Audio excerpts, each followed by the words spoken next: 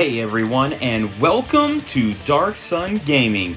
My name is Chris, and in today's video we're going to be taking a look at the new Maximum Thrills Halloween event campaign. So, jumping right into it here, gonna look at all the different things that are coming out on the campaign right now. I know I'm a little bit behind on trying to get this video done, but just really wanted to still get this information out there because it's really important to me to make sure that you guys get my take on the new events and stuff that are going on.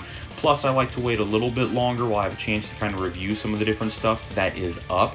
And that way I can give some of my recommendations and things, because a lot of you guys really like the way I set up my how-to videos, and especially the story keys, which I'm going to talk about that here in just a few minutes.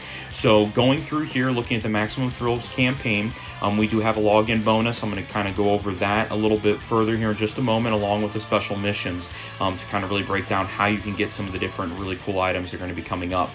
We do have a Dokkan sale that's up, so those of you that are pay to play, you guys would definitely be able to get a couple good sales, nothing great or spectacular, but your typical non-special event Dragonstone sales. The Halloween Dokkan Festival, this I really like, and I will kind of break everything down as far as each character and why I think this was a pretty good idea here once we're done running through the news. The Halloween pack, again, another nice thing from Global, being able to utilize the Peel-Off Trove and being able to turn around and say, hey, this is what we can get set up, this is how we can get things for a little bit extra bonus, and this pack really is not all that bad, especially because it comes with some training items, it comes with some character slots, and it comes with 2 different levels of story keys and challenge keys, along with 7 tickets to be able to do a summon.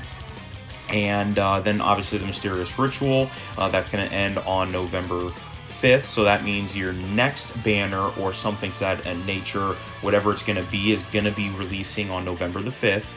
And then we also have the special events that are coming through. Pan Gohan and the Full Moon Monster, a really great opportunity to get the new unit for Pan and Grandpa Gohan. Then we also have the Extreme Z area for Gotenks with Ghosts, and then also the Candy Vegito, 2 really good solid units that turned around and ended up getting some easy A's on the free-to-play side, so really nice that way. Again, obviously just your Dokkan events for all the different Dokkan units. Now this is really cool, and this is something that you free-to-play players out there, you really want to make sure that you're jumping in and getting all this stuff.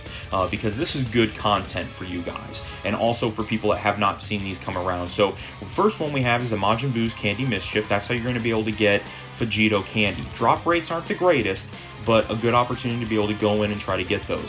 Ghostly Pranks is going to be how you get the Gotenks with Ghosts. Again, a lot better on the pull rates on that standpoint, but you're able to go through, get him and get him to his TUR state through that event.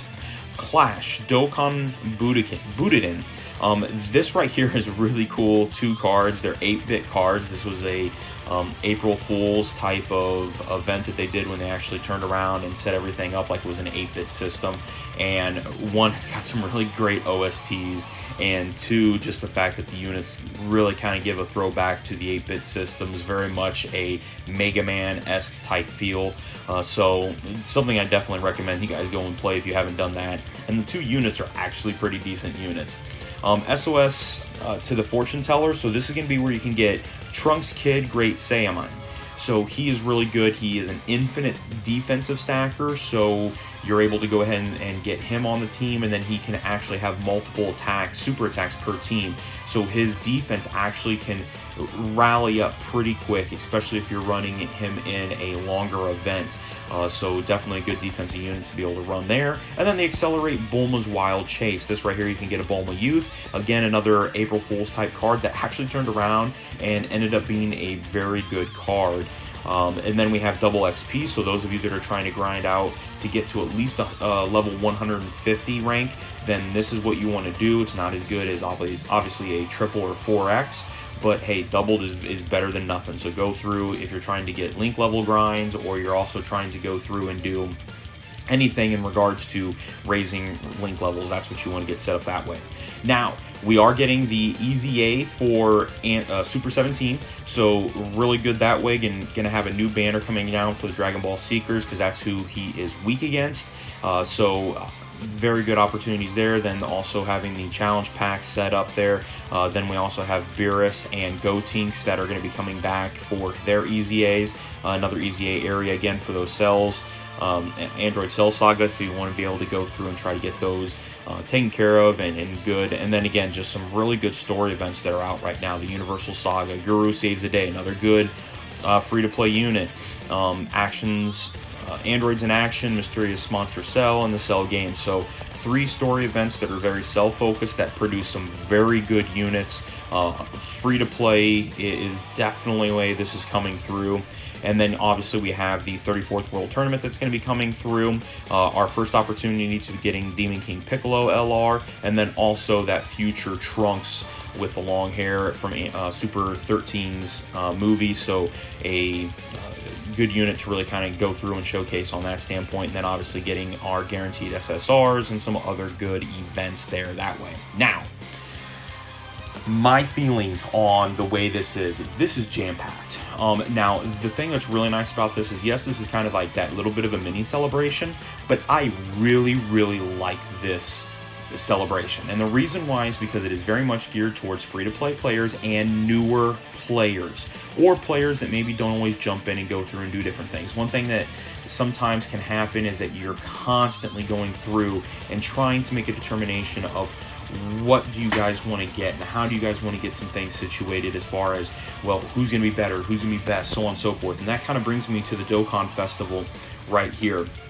Now, we're going to be taking a look at some of these units, and I want to kind of talk about how some of these are. Now, at first glance, you're going to be thinking to yourself, well, there's not a new unit. There's 7 units here that are Dokkan Fest units, but, you know, no new unit. I kind of feel gypped out.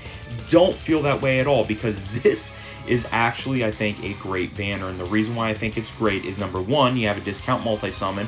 So anytime you get that for global, you guys need to jump on that. Not to mention, after this, you guys are going to be able to get Supreme Kais that you can use for raising super attacks. So you get a little bit extra bonus for the summons to go on that. But the other thing that's really cool about this is, let's actually take a look at some of these units.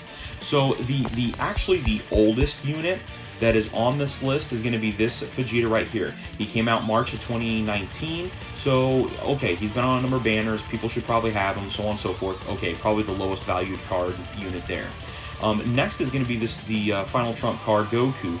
He came out October of 2019. So this is going to be one of those ones that, like, okay, everybody's pretty excited about him. He was pretty good. First brought out the Planet Namek saga, and just a good unit and everything from that standpoint. So now, before I jump into Android 13, one thing you want to remember is, from this point on, this guy right here, Cooler, really kind of just ruined everything. And when I say ruined everything, I say it tongue-in-cheek, because he came out on October 31st of 2019. He was the unit, still is a great unit to have, and he really kind of jam-packed the rest of these guys and messed them over, because everybody wanted to wait for him to come out, so they weren't saved, or they were saving all their stones or not doing anything. Well, then you turn around and say, oh, okay, well, you know, we're gonna get Kaioken Goku. Well, he came out December of 2019. People passed up on him. Then the next unit is actually the 2 new units that were just recently on a banner, or 1 unit of the 2, is the Demon King Piccolo. He's not on here, but he came out in January of 2020.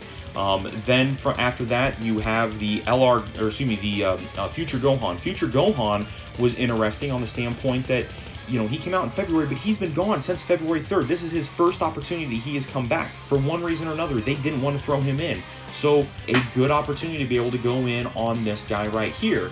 Now, obviously, we turned around and ended up getting the Cooler. Cooler came out March 2nd. Everybody was able to kind of jump in the banner, but then by this time, we were like, oh no, we got Blue Fusions. Everyone weighed out, because he is going to be on a future banner.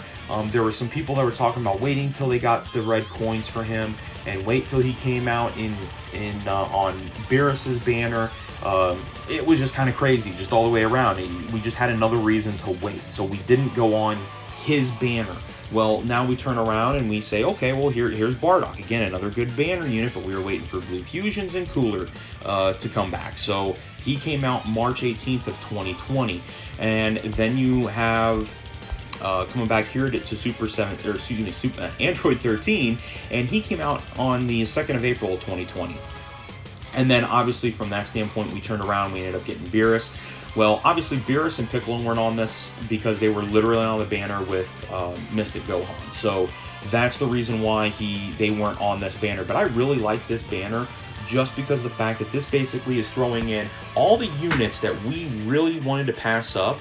And a lot of people probably don't have, or if they only have like one copy, or, you know, the initial 55% copy, or maybe a dupe or second dupe, and that's it.